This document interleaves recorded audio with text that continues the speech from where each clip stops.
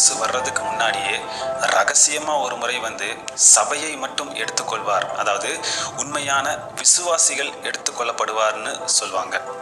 Rapture, அதை பற்றி பார்ப்போம்.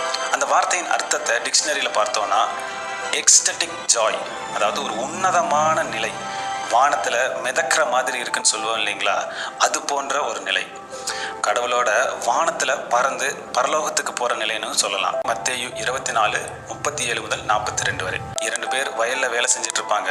ஒருத்தர் ஏற்றுக்கொள்ளப்படுவார், இன்னொருத்தர் கைவிடப்படுவார். 2 பெண்கள் எந்திரம் அரைச்சிட்டு இருப்பாங்க. ஒருத்தர் ஏற்றுக்கொள்ளப்படுவார், இன்னொருத்தர் கைவிடப்படுவார். தொடர்ந்து 43வது வசனத்திலேயும் இதே கருத்து தான். ஒரு திருடன் வர்ற நேரம் யாருக்கும் தெரியாது. அந்த வீட்டு எஜமான் ஆயத்தத்தோட, அதாவது விழிப்போட இருந்தால் மட்டும்தான் அவனை பிடிச்சிட முடியும். அப்படிதான் இயேசு வரும்போதும் ஆயத்தமாக இருக்கணும். அவர் எந்த நேரத்தில் வருவாருன்னு தெரியாது.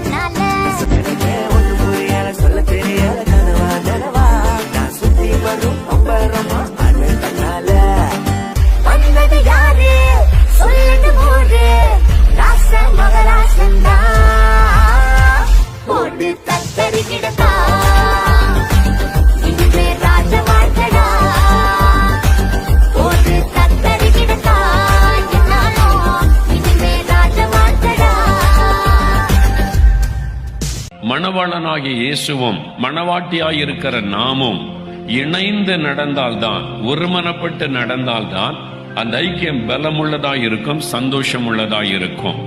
என் மணவாளன் இயேசுவினிடத்தில் என்ன எதிர்பார்க்கிறார், என்ன விரும்புகிறார் என்பதை நீங்கள் சிந்தியுங்கள்.